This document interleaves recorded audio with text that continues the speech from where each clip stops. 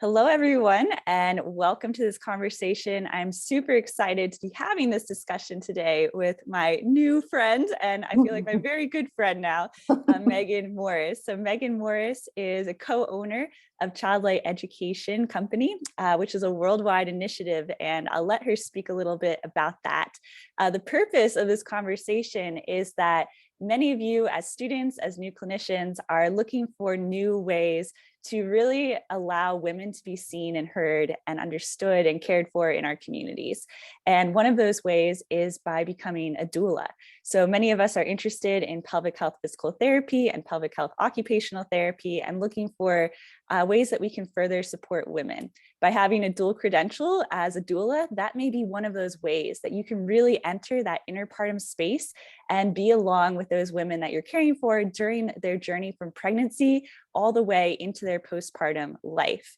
We're also going to be talking about prenatal yoga teacher training. So this is another great way to really be involved in another aspect and another part of a woman's journey that you're caring for. So I'm really excited to get this conversation going. And Megan, thank you so much for being here with me this morning.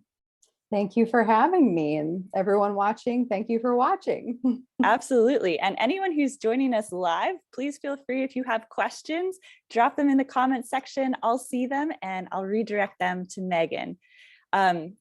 Perfect. So let's go ahead and dive right in. So Megan, would love to hear a little bit about your story. So how you became interested in becoming a doula, what that journey has been like for you, as well as your yoga teacher training. Sure. So maybe a million years ago, it feels like now, when I graduated from college, I was a theater arts major. And my first gig out of college was an acting internship. And one of the weekly requirements was yoga.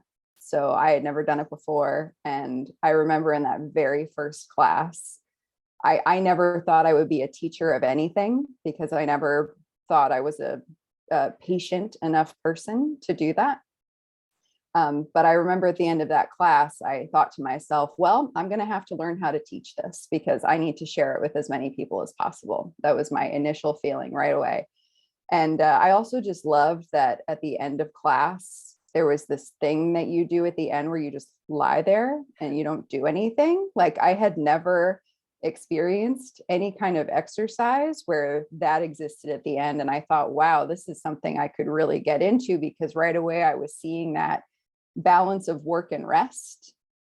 I instantly felt more at home in my body, which, you know, up to that point in my life, 22 years old, the only time I felt connected to my body was when I was like a character on stage. And this helped me a lot with that, to feel more at home. And so I just became obsessed. Like this was like before you could find everything online. And I was getting back issues of Yoga Journal. I was like just reading every article I could, looking at everything I could to learn. And I had a really patient, amazing teacher right away who, you know, I would bring these back issues into her and say, can you show me how to do this? And she would take time with me after class and show me headstand and shoulder stand. She was such an amazing person. I continued on from there. So we moved to Bethlehem, Pennsylvania, which is the town over from where I live now. And we lived there for almost 15 years. And while I was there, the day after we moved in, I marched up the stairs of the yoga loft, which was the only studio I could find online in 2007. And I said to the owner, Jesse Thompson, you know, could I have some kind of job here in exchange for yoga? And she let me work the desk on Friday mornings. And I really took advantage of her generosity by going to yoga twice a day. You know, I'd go to yoga in the morning. I'd do my job. I'd try to do yoga at my job too. And then I'd go to yoga afterwards. And she really nurtured the part of me that wanted to know more, that took the alignment seriously, that took the philosophy seriously, making sure things were being passed down accurately.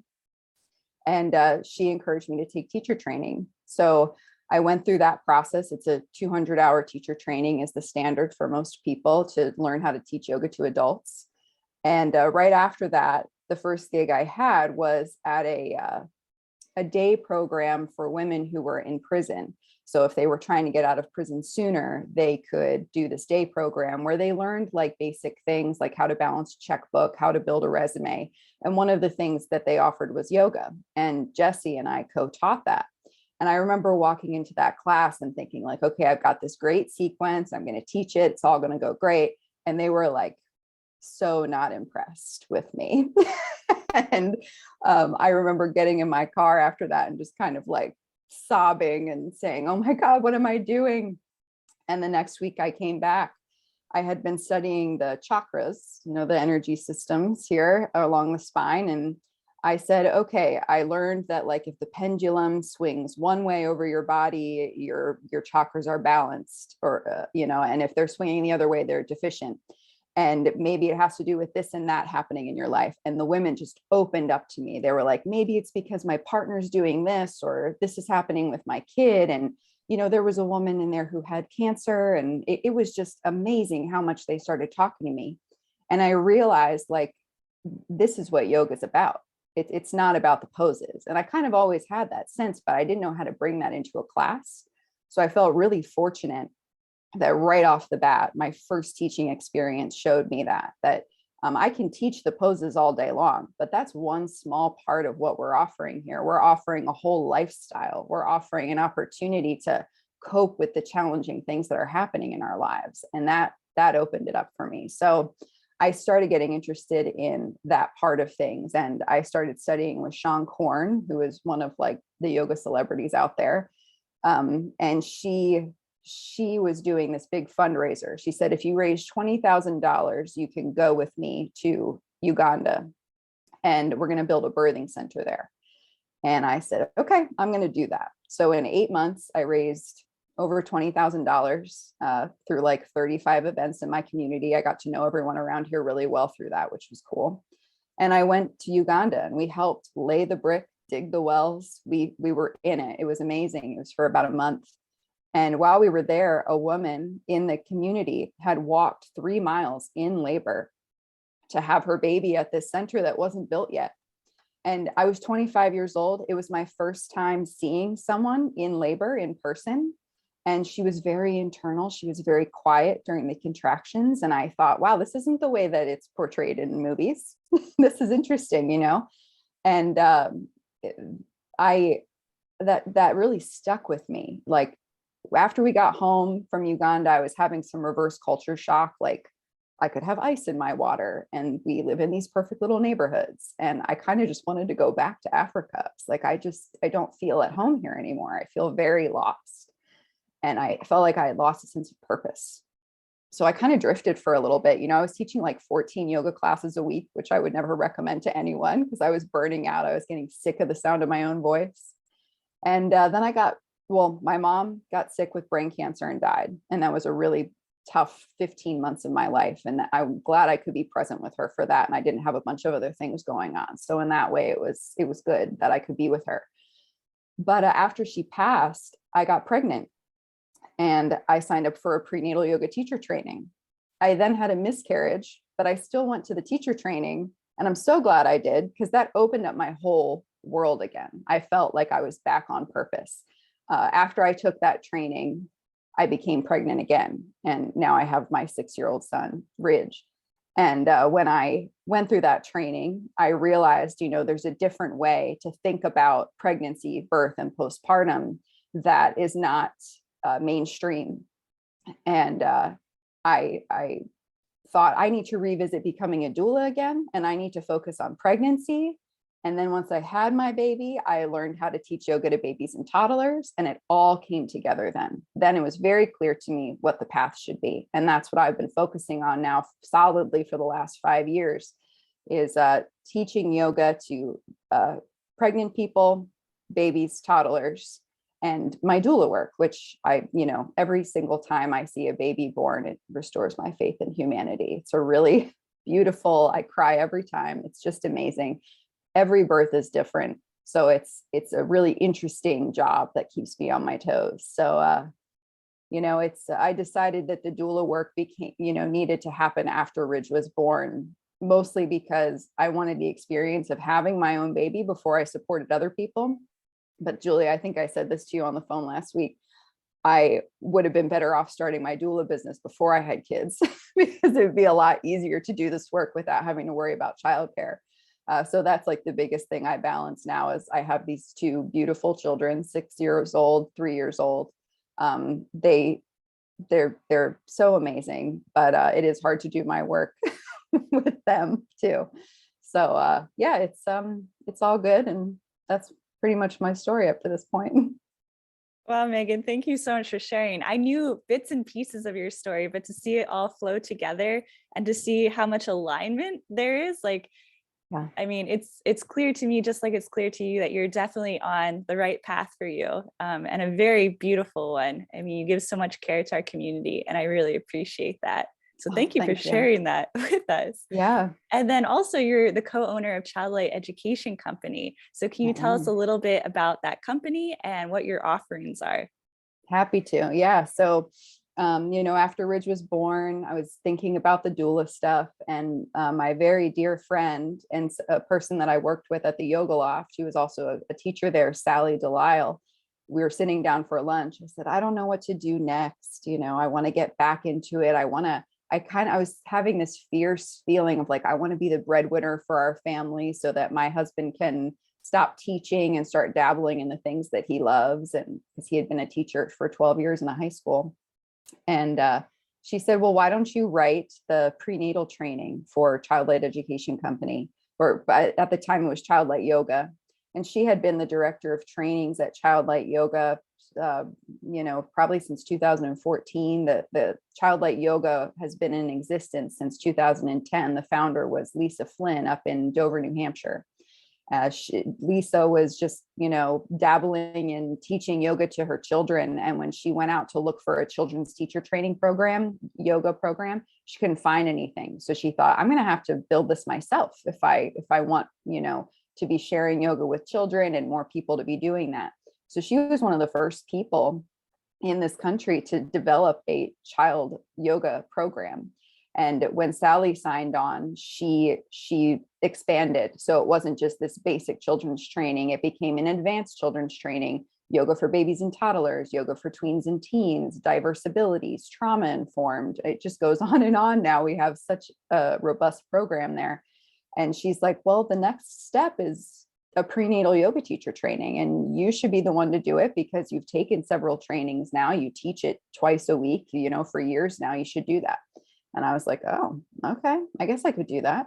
So I sat down and wrote this manual and this training for a year. I worked on this. I feel like it's my third baby. I'm really proud of it. And I started teaching it through Childlight. And then a few months later, Sally asked if I wanted to start doing administrative work for Childlight because she needed some extra help. I said yes, just kept saying yes to Sally. And that worked out really well for me. As the years went on, Lisa, the founder, was starting to, think she didn't want to have the company under, her anymore. Sally and I were running so much of it at that point. She's like, you guys should buy it. And so we talked about that for a long time. And in October of 2019, Sally and I bought Childlight Yoga right before the pandemic. And so we had to pivot and move all of our trainings from in person. They were happening all over the country relative to where our trainers lived. We had to move everything online. We did that quickly. And I think I'm really proud of how well we did it. Our trainings translated really well to Zoom. And even became better in some ways. Like there are some activities now that we do in these Zoom trainings that we can't do in person. So I'm really pleased. Like in the prenatal training, we do the scavenger hunt where I make people go all over their house and find different things that they would put in their hospital bag, things like that we couldn't have done in a studio setting. So I'm really happy with the way that all played out. Sally and I are loving being business partners. It's hard work, but we're learning so much. I'm becoming a great graphic design artist, which I never thought that I would do in my life. And our next big thing that's launching I'm hoping by the end of this month is our doula training, because Sally and I have been doula partners for years as well. She got training right after I did because she had always been interested in that as well. And it's much easier to do this work with a partner. So Sally and I are, partners in doula work and through Childlight, and now we're going to bring them together. That's amazing. I'd love to talk about the prenatal yoga teacher training first. Sure. So first of all, for anyone who is not familiar with what prenatal yoga looks like, I was wondering if you could kind of paint a little bit of a picture of that. And for those of us who are familiar with yoga, what would be some considerations that you might want to have when teaching yoga to someone who is pregnant? Great. Yeah. So, up until a person is 13, 14 weeks pregnant, they can still go to a regular public yoga class. That's as long as they're feeling good, as we know in that first trimester, there's a lot of sickness and fatigue, and it really can hit people pretty hard. Whereas some other people, they don't even know they're pregnant, or they know and they feel great. So if they have a regular yoga practice, it makes perfect sense for them to continue that. People tend to reach a point where they want to be in a different environment that caters more to their changing body. It's safer that way. So second trimester is when I usually see pregnant students showing up in prenatal yoga. Every now and then I'll see someone 5 weeks in coming to my prenatal class just because they want to be around pregnant people, which I totally understand. That community is a really important thing for them, to be with people that are going through the same thing that they are. It's a really big part of what we're doing there, is the bonding, the community, the camaraderie. However, physically, it might not be necessary until that point. We say a lot that once, the uterus is up above the pelvic bowl, we can't now lie straight down on our bellies because it's uncomfortable. And that's around that time. So we have to do modifications for that. All of our poses that happen on the belly are out, or they're modified. For example, a classic sun salutation could be done with a bolster under the thighs so the belly doesn't hit the floor. For a lot of people, surprisingly, but I do love this because it means doctors are recommending prenatal yoga a lot in their prenatal appointments. I have so many people come in that have never done yoga before. So a prenatal yoga class is a combination of not only catering to a pregnant body, but also a beginner to yoga. So where the sequence is usually everything is taught in stages so that people can stay in a stage that's sustainable for them, that allows them to breathe calmly and smoothly. This is something we would say in any yoga class, but even more important in prenatal yoga, we definitely don't want anyone feeling like they're out of breath or too worked up. So we take it slow, we take it in stages. We're accommodating a growing belly. We're trying to do some labor preparation. There's a lot we can do to simulate the length of a contraction, putting people in unpleasant poses like wall squats. My ladies hate when I do wall squat days, but they thank me later after that baby's born. All of the yogic push-ups, I wish that I had done that a whole lot more before I had Ridge, because my arms were really screaming for the first few months that he was born. And we do things that will help open the hips for pushing. The shoulders tend to get really tight pretty much, shortly after you become pregnant until the end of time, really. My shoulders are so crunchy since I had babies. And so I really got to work on postpartum prep too with these students so that they know what to do after baby's born.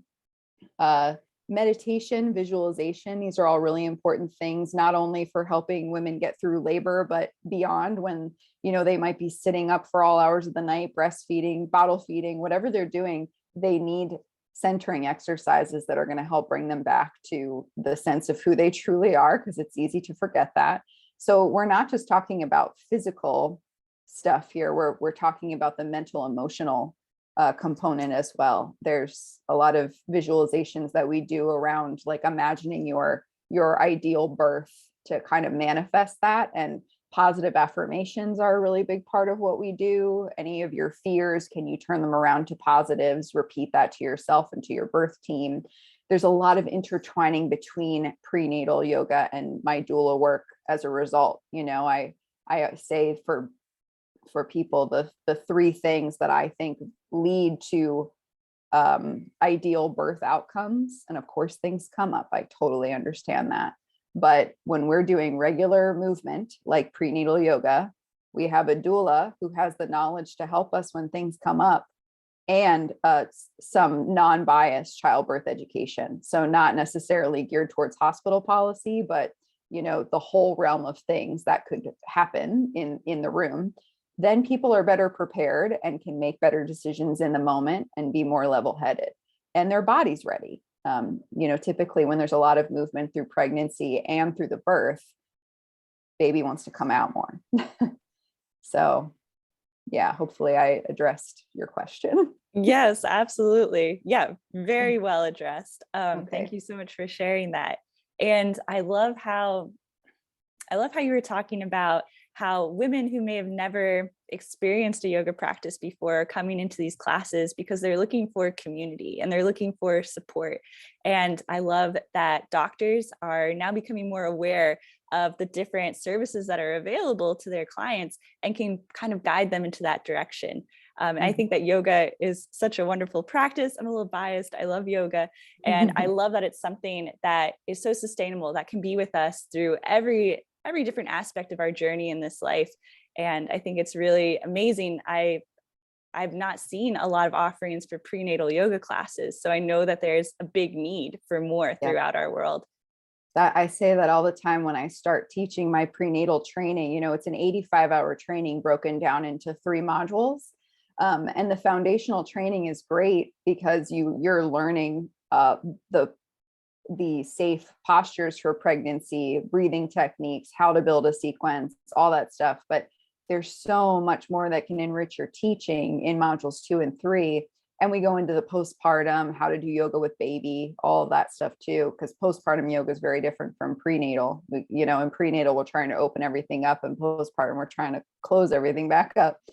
But yeah, when I first start teaching, I always say that I'm the only one, with the exception of maybe 1 or 2 other people in this whole area. And the Lehigh Valley, Pennsylvania is the 3rd largest area of Pennsylvania after Philly and Pittsburgh, right?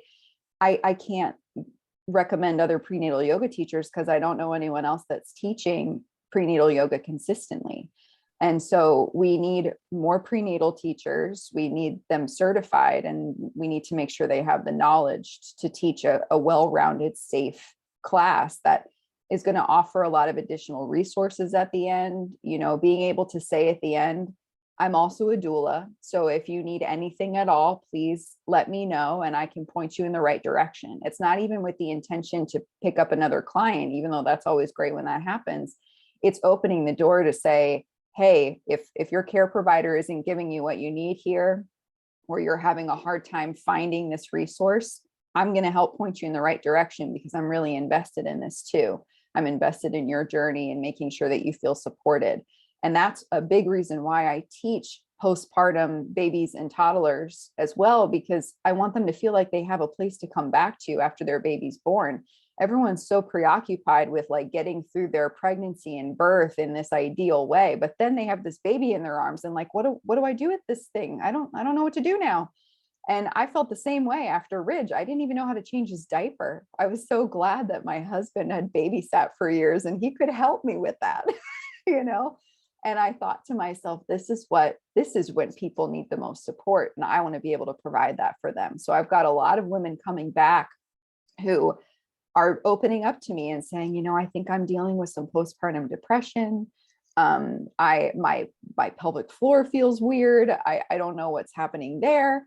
And that's why I'm so glad now that I can refer people to you, Julia. And also I have, this network of therapists, counselors, different practitioners that I can say, oh, go see that person because they're going to be able to help you. Because I can help you with yoga, I can listen, but that's the only 2 hats I really wear, at that point. Yeah, absolutely. And I love how you're talking about creating this team that are surrounding women during this journey. I think that's really important. And You were talking a little bit about the logistics of the training. I know it's 85 hours. So what are the prerequisites and what does the training actually look like? I also want to give a shout out to Morgan, who's joining us this morning. Hey, Morgan. Hi, Morgan. So what are the prerequisites? If someone is interested in becoming a prenatal yoga teacher, what would that journey look like for them? Great. So we typically suggest anyone taking the training have their 200-hour teacher training under their belt already, or currently in a 200-hour teacher training, which is that, basic being certified to teach adults. And the reason that's helpful is they already have a familiarity with the postures, the alignment. So I'm not trying to teach alignment so much as I'm trying to teach the way a pregnant person should do this posture that you should already know because you took this training or you're in the midst of taking it. Every now and then we'll have someone take it who just has a lot of experience with yoga in general and has an interest in the alignment, so that we know that if they're going to try and share this with another person, they would be safe. So I've had midwives and doulas and physical therapists take this training who don't necessarily have their 200-hour, and we work that out. But for people that want those fancy letters after their name, which is through the Yoga Alliance is the credentialing organization for us. You need to complete the 200 hours first. So you'd be a registered yoga teacher, and then you could be a registered prenatal yoga teacher. And that only happens after you take 85 hours of a prenatal training and then do 30 hours of teaching to pregnant people. And I can screen share. Yes, absolutely. Yeah. Let me make sure you have privileges here. You should be good to go. Cool. Thanks.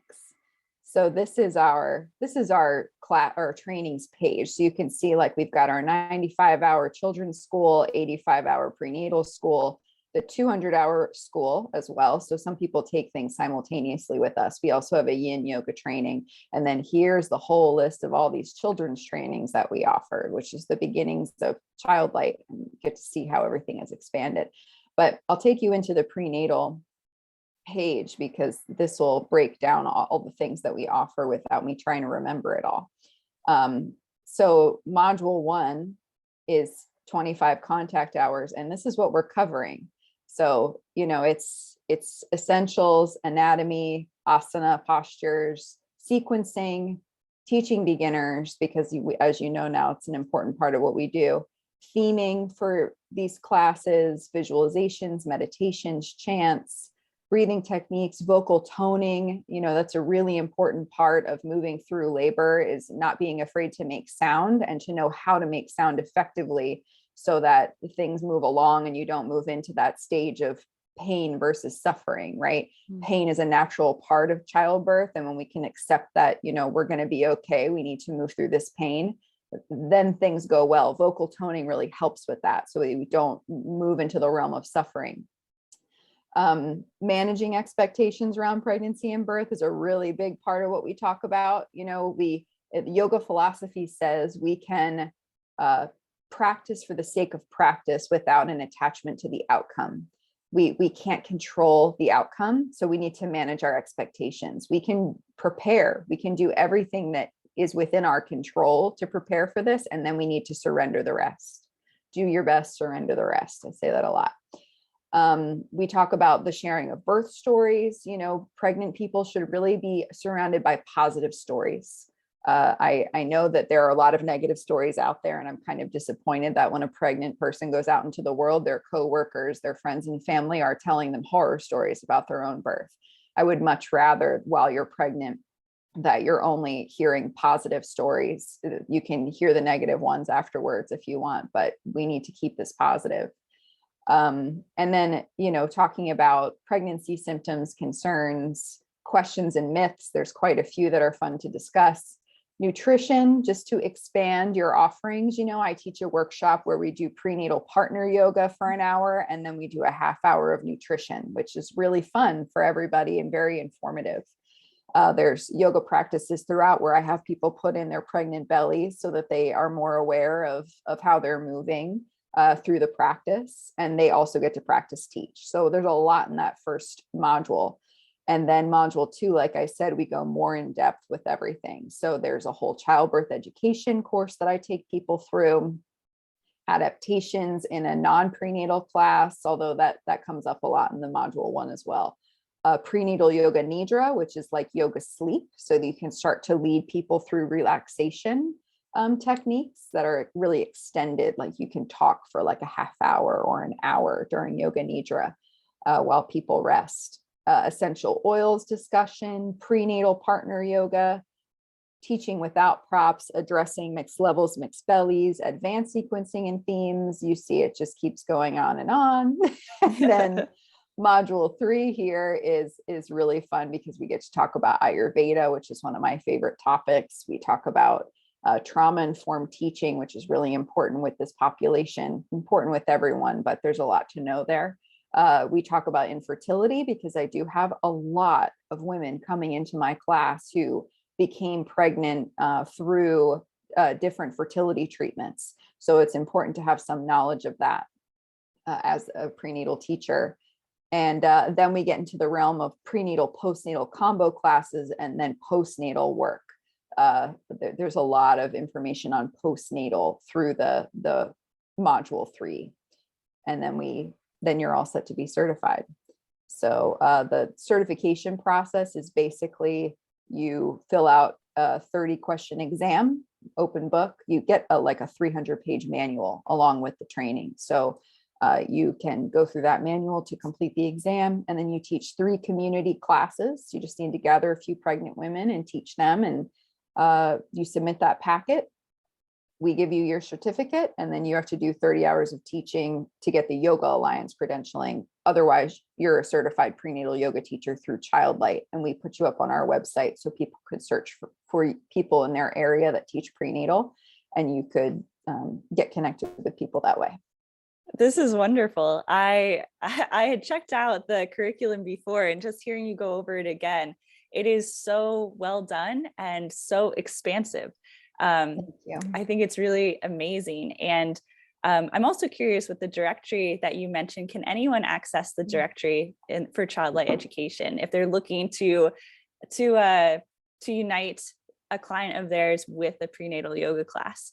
Yes, thank you for asking. So on our website, under the About header, there's Certified Instructor Directory. And if you click that, this is the page. So the abbreviation key is over here. If you see anyone that has anything that says prenatal next to it, they've completed at least some training with us. If you see the RPYT, then they're completely certified. And then these are all of our certified people in the country by state. There's quite a few, thousands at this point. And then in other countries, we're pleased. We've had people from all over the world take our trainings. I always like to share the very first prenatal training that I taught on Zoom when the pandemic started.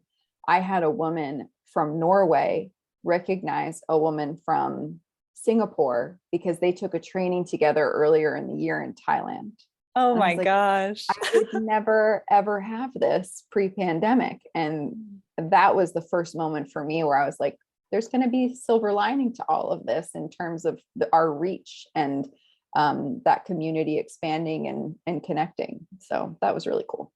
That's amazing. And I just want to kind of touch on, for anyone who's watching this, whether you're a student or a clinician, and you're curious, like, how can I take this prenatal yoga training and actually apply it to what I'm doing? And how can it enhance my practice and my work?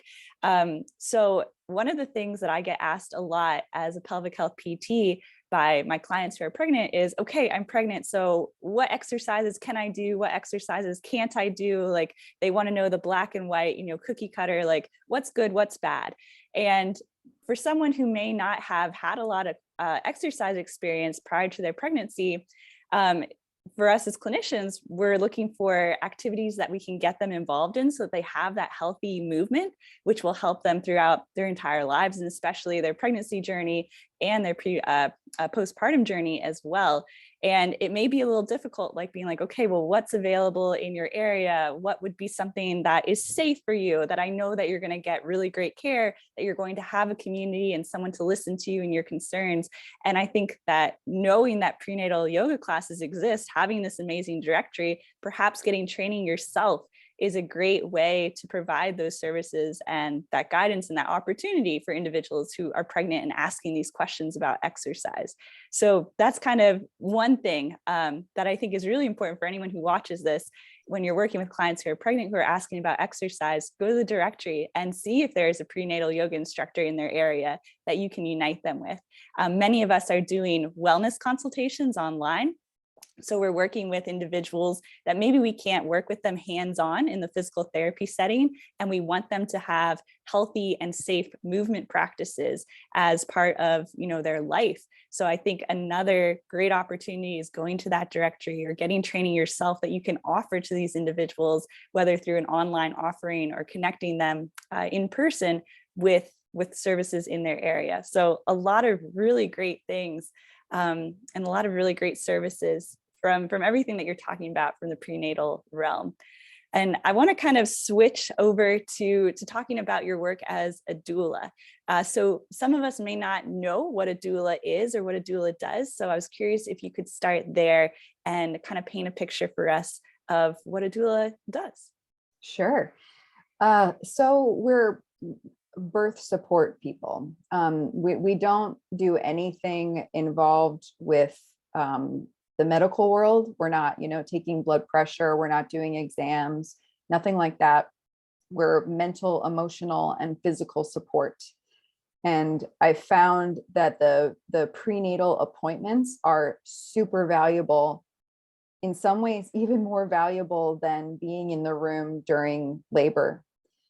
Because if they didn't get the knowledge prior to birth, then if things come up, if curveballs arise, if interventions are suggested by the doctors, those things can really throw people off if they've never heard of the intervention before, or they've never heard of, even the technique that we're going to try to see if we can put the baby in a better ideal position for birth. These are all discussions that we're having in prenatal meetings, prenatal appointments. So, people typically reach out and they say, I'm having a baby. And most of the times they're first time parents. They've never had a baby before. They're not sure what to expect and they want some guidance along the way. And that's exactly what we're here to do. So I will connect with them, and I always require that there's at least one prenatal meeting prior to the birth if I've never worked with them before. And we go over a really extensive birth preferences list. It's a list of 33 preferences is my template. I go through every single thing with them to make sure they fully understand it. And they get to edit their list according to what they feel most comfortable with. And this is all with the understanding that things are going smoothly. As long as mom and baby are healthy, everything is progressing typically. These are the preferences. We're not being unreasonable. If something comes up, one of the preferences says, I would like to have some time to discuss anything that comes up with my team before making a decision, because it's very rare that there's something so that there's such a big emergency that you can't take 10 minutes to talk about it to make sure that you're, clear on what you're about to do. So we go through that list. I encourage them to take that to all of their prenatal appointments so that every doctor that they see is on the same page. Here in the Lehigh Valley, there's one hospital where you have the potential to see 20 different doctors at your birth. So if you're trying to see every single one of them across your pregnancy in these prenatal appointments, you're going to want to bring that document with you and go over it with every single person to make sure no one says like some surprising thing like, no, I'm not okay with that. Just so we reduce the amount of surprises that are going to happen on Labor Day. Once we're in there, I typically try to join clients after once they've hit around 5-6 centimeters. And, there are ways to kind of gauge where they're at beyond dilation. So if they're having a hard time coping, if they have been in those early stages of labor with a kind of irregular pattern for a very long time, they might be lacking sleep. Their partner is now likely lacking sleep if they've been up together all night. And that's a really good time for me to come in and start to serve the whole family. I'm not just there for the pregnant person. I'm also there for their partner. Maybe they've called their mom in to be part of the experience. I'm there for her too. I'm there for everybody, basically, except the medical team, because they're there to do the other side of it. What's so wonderful about what's happening here, I've noticed over the last 6 years that I've been doing this, doctors are really open to working with doulas here. I know that's not true everywhere, but I've had such good experiences with the doctors in this area. They've been very welcoming of me. I walk into these births now and I recognize the doctor, they recognize me. We're so excited to see each other. And I really feel like I'm accepted as part of the team through and through.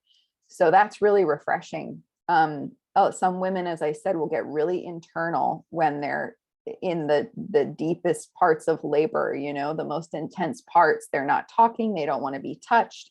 They want to keep their ritual and routine going because it's making the pain manageable. So maybe I'm just like making sure they get sips of water between contractions, putting a cold washcloth on their head, maybe with a little bit of lavender, so they smell something nice. Making sure the spouse can take a break, things like that. Then there are people that are really hands-on, where in every single contraction, I'm doing this thing called the double hip squeeze, where I'm putting, my fists into the sides of their hips to help squeeze, and it makes it more tolerable, the contraction.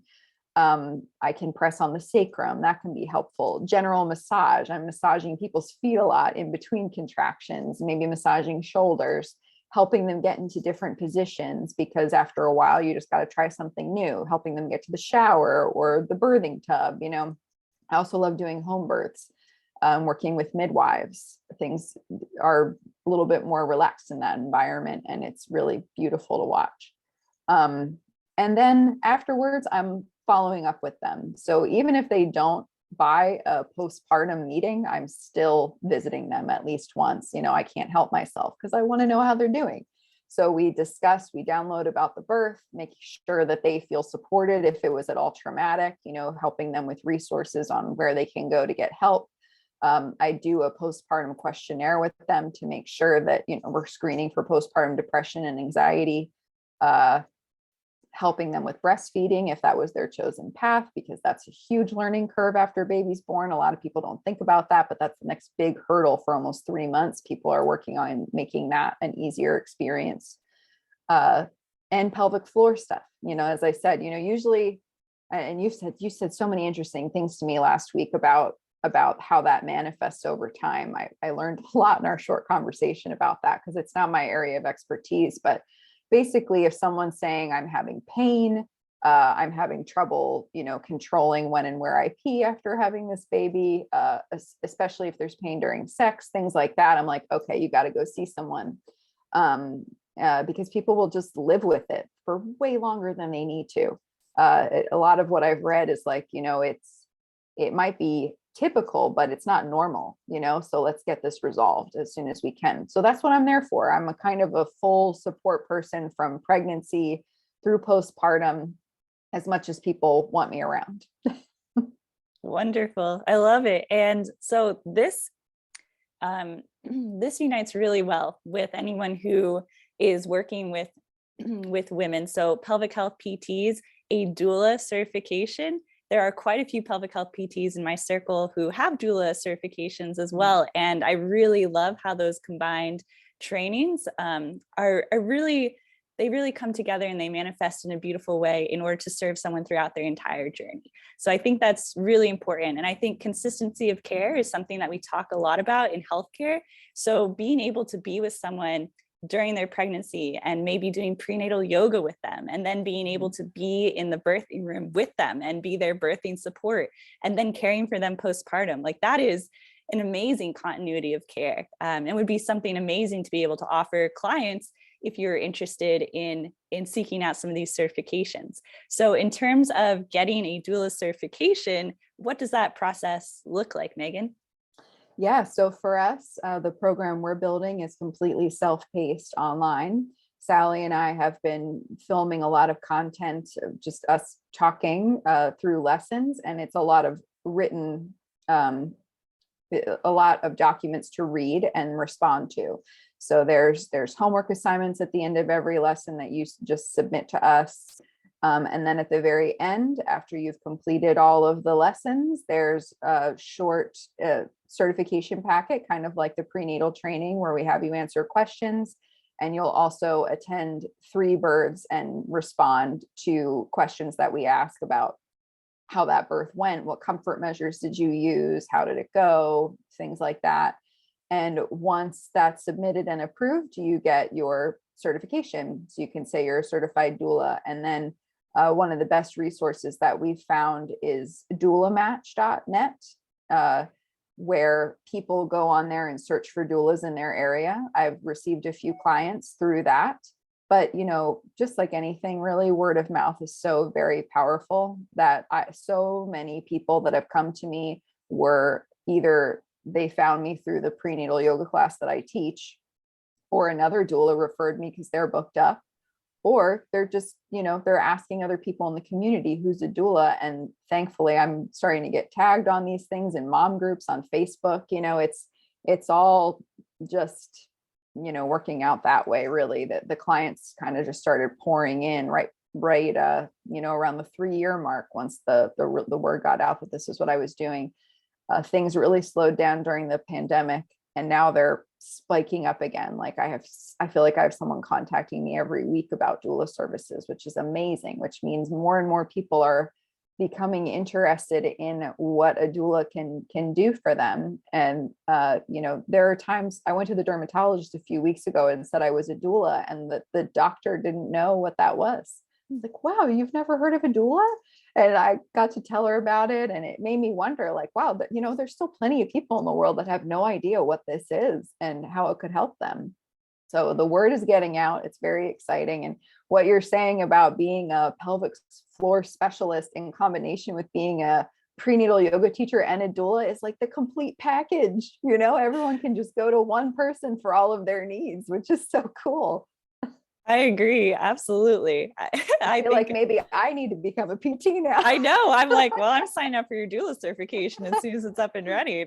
I really do feel like that's just an amazing cape that you could put on and just, you know, empower so many people through having those experiences and that education and being able to offer those services. So yeah, I'm really excited. Yeah, thank you. And I'll mention that, you know, you can become a trained birth doula, which is what you do with us. You can also become a postpartum doula. They're considered 2 different things. And I never officially took a postpartum doula training. I'm sure there's so many rich things to learn in there.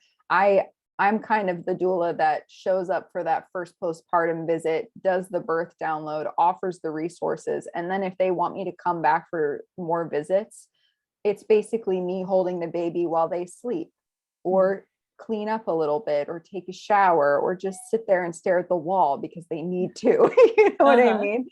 So I'm not necessarily offering lots of things to help heal them and all the things that a postpartum doula might be able to do.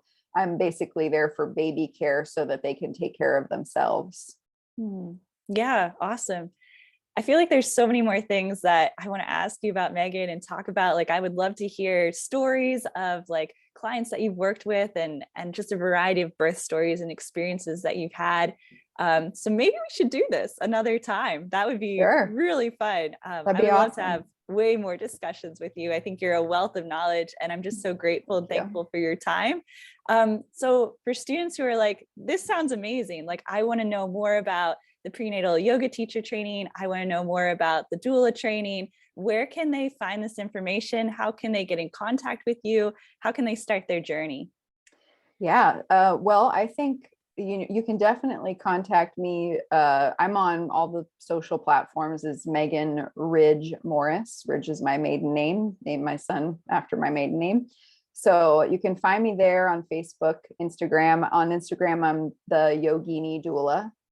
Yogini is the female version of yogi male. And also my email address is Megan, MEGAN at childlightyoga.com.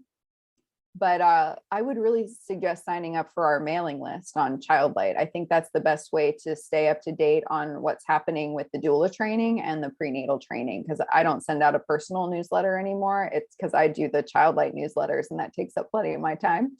So I'll just screen share this really quick if you want to see where you can find that on the website. It's in a few different places. It is right on the homepage, about halfway down.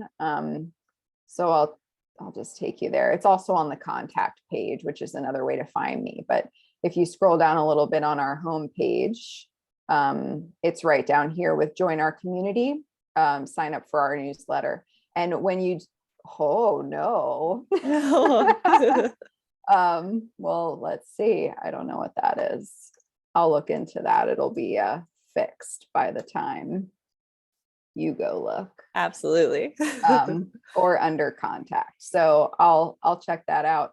But when you sign up for our newsletter, you get a free yoga class plan right away. So if you're interested in that, you have something there. We're all about content in these newsletters. So we try not to just make it markety stuff. We're talking about ways to support people in these emails. So hopefully you'll take something from that. That's wonderful. Awesome. And then as we're wrapping things up, just curious, Megan, if you have any words of advice or guidance for students who are watching this video and are really passionate about working with moms and supporting women through a pregnancy journey, what's some advice that you would offer them? Just listen. People just need someone to listen to them while they go through this experience. And there's nothing more valuable than that. I've had a lot of people reach out to me that just need to talk, and I'm grateful that I can be that person for them, and then help direct them to the kind of support that they need. I feel like that's happening all the time, and there's nothing that brings me greater joy than doing that, because I know how much I needed that as a new mom. Sometimes I still feel like a new mom. I mean, my youngest is only 3, but it's a lifelong journey. When you sign up to have kids, it's like the one job where you have 0 experience and you hire yourself, and you're supposed to learn along the way. And if you're not surrounding yourself with a lot of people who can support you and nurture your journey, then it's very isolating. You can feel very alone. And that's the main reason why I do what I do, is so people don't feel isolated and they don't feel so alone. And a lot of that is just community building and listening. So I guess that's what I would say. I think that's wonderful advice. I agree. I think the deepest human desire is to feel seen and heard and understood, and to be loved despite it all. So I love that you're providing that for individuals in our community and around the world as well, and creating an avenue and a path for those of us who want to be able to serve in varying ways and provide as much care and support as we can to really be able to do that. So thank you so much for your time and this wonderful discussion. Absolutely. It was so great. Thank you. We should do this again. This was so fun. Yeah. And I highly encourage anyone who's watching this video, definitely go to the website, get in touch with Megan in some way, whether it's through joining the newsletter, see what Childlight is up to, and really just sit with yourself and see if this is something that lights your soul on fire. If it is, if you got excited during this conversation, definitely chase that excitement, chase that passion, and see where it leads. And yeah, Megan, thank you so much again. This was so fun. I learned so much, and I'm really looking forward to the next conversation. Thank you so much, Julia. It was a pleasure to be here. Thank you very much. All right, everyone, have a great day, and thank you so much for joining us. Bye. Thank you.